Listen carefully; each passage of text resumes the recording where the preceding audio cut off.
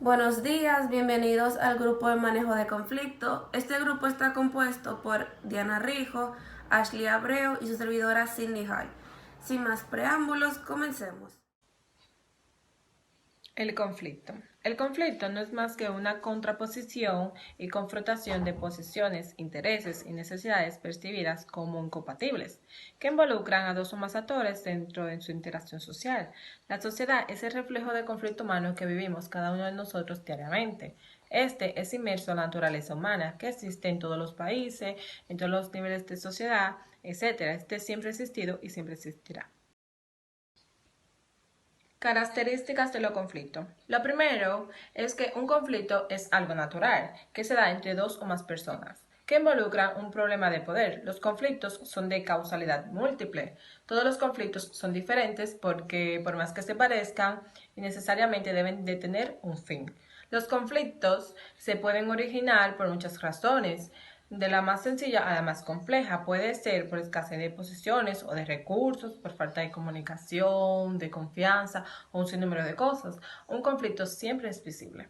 ¿Qué es el manejo de conflicto? Bueno, el manejo de conflicto se considera como una de las habilidades principales que debe de tener una persona a la hora de estar enfrente a una situación en cualquier parte que esté, ya sea en el trabajo, en la escuela, etc. Según Folber, lo importante no es saber cómo evitar o suprimir el conflicto, porque esto suele traer consecuencias dañinas y paralizadoras.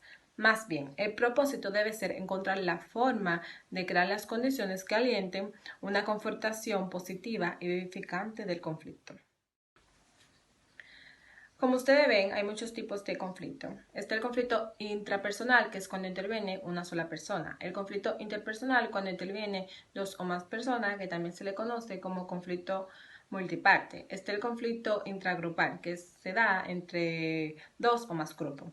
Está el conflicto expresivo, que se da por la necesidad de liberar expresiones. El conflicto manifiesto, que surge de aspectos evidentes del conflicto.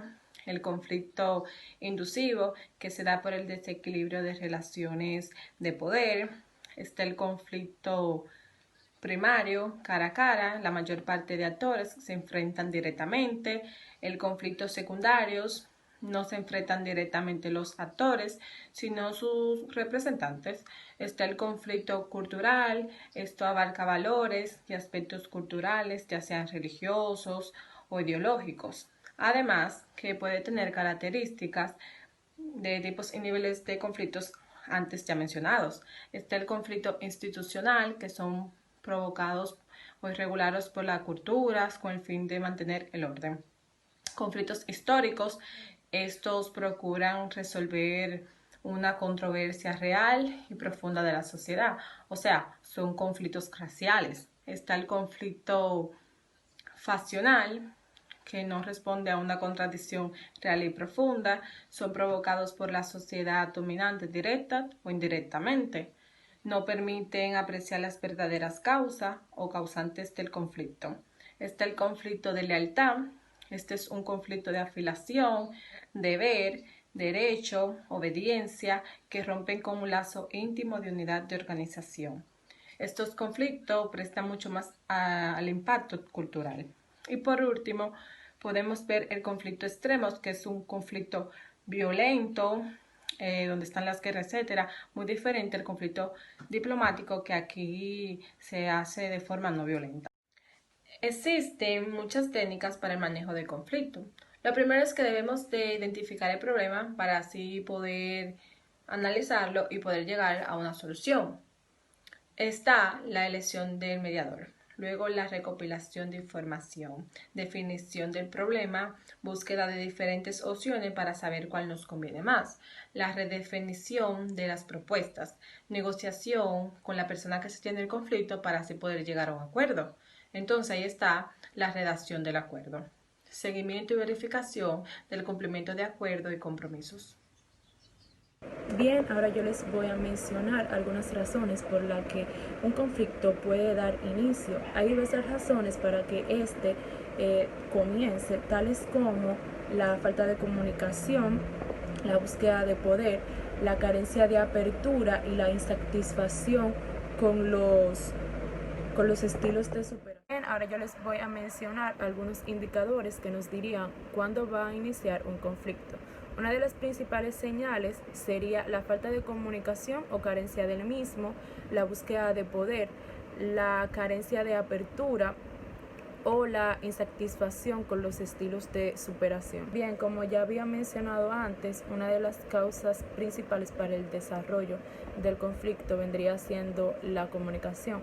La comunicación básicamente es la relación entre dos o más personas, pero también es una de las principales fuentes del conflicto y es de vital importancia para su solución. Por eso es importante cuidar los aspectos verbales y no verbales. Es importante que cuidemos la manera en que nos comunicamos, tanto verbal como no verbal, ya que una comprensión o interpretación inadecuada puede generar un conflicto. Aparte de la comunicación, se establecen diferentes causas para que se produzca un conflicto, tales como problemas de relación o de información. Bien, ahora yo les voy a mencionar algunos indicadores que nos dirían cuándo va a iniciar un conflicto. Una de las principales señales sería la falta de comunicación o carencia del mismo, la búsqueda de poder, la carencia de apertura o la insatisfacción con los estilos de superación. Bien, como ya había mencionado antes, una de las causas principales para el desarrollo del conflicto vendría siendo la comunicación. La comunicación básicamente es la relación entre dos o más personas, pero también es una de las principales fuentes del conflicto y es de vital importancia para su solución. Por eso es importante cuidar los aspectos verbales y no verbales. Es importante que cuidemos la manera en que nos comunicamos, tanto verbal como no verbal, ya que una comprensión o interpretación inadecuada puede generar un conflicto. Aparte de la comunicación, se establecen diferentes causas para que se produzca un conflicto, tales como problemas de relación o de información. En la resolución de conflicto, el objetivo principal es encontrar una solución al conflicto. La pregunta inmediata que nos hacemos es cómo, es decir, de qué manera, cuál es la forma o el camino apropiado que se debe buscar para intervenir en el conflicto. Lo que se pretende es buscar el modo idóneo que nos permita involucrarnos dentro de una situación delicada, por lo que al poder elegir el modo se transforma en una decisión fundamental, tomando en cuenta además que ningún conflicto es igual. El modo que utilizamos debe también adaptarse a las circunstancias propias de este caso. Eso hace pensar que antes de tomar una decisión sobre qué modo se emplea para resolver el conflicto, debemos contar con todos los elementos que nos permiten formar una decisión adecuada sobre qué modo es el que emplearemos. Al tomar en cuenta la complejidad y el significado de un conflicto, podemos mencionar que existen dos modos o formas de resolverlos: modos formales o modos no formales o alternativos, los mismos que basan su diferencia en la aplicación de un derecho convencional, mientras que los otros han sido creados o adaptados. Al hablar de modos formales nos referimos a las vías procesales a través de las cuales se resuelven conflictos, entre los que podemos encontrar la vía judicial, sea civil, penal o constitucional, y la vía administrativa a través de procedimientos que han sido elaborados, estructurados, reglamentados y instrumentados por las distintas autoridades o instituciones competentes gubernamentales.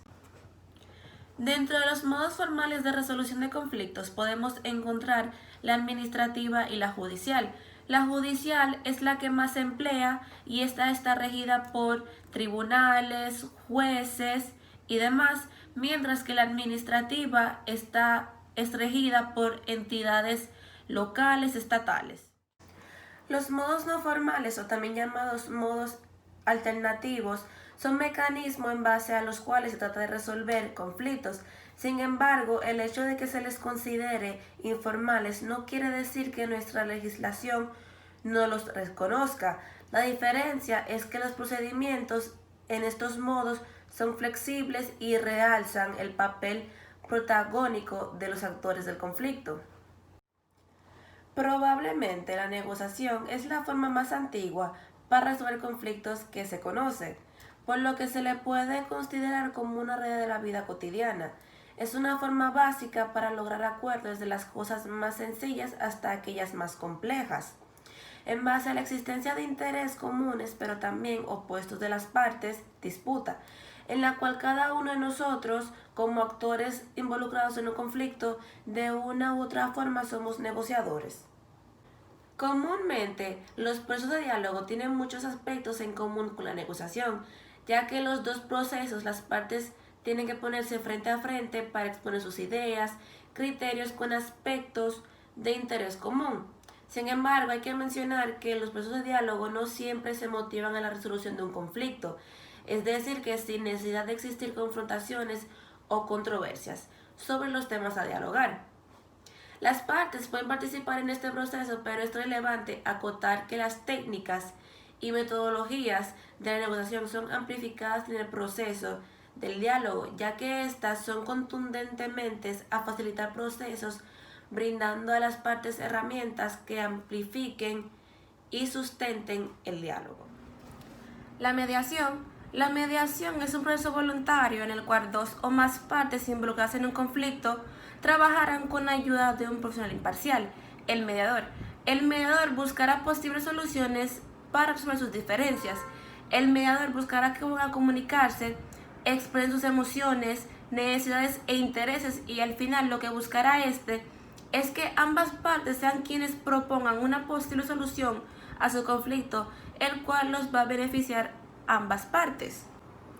La mediación es una forma flexible de solución de conflictos que permite a las partes en disputa una solución previa a lo que hubiese constituido un litigio.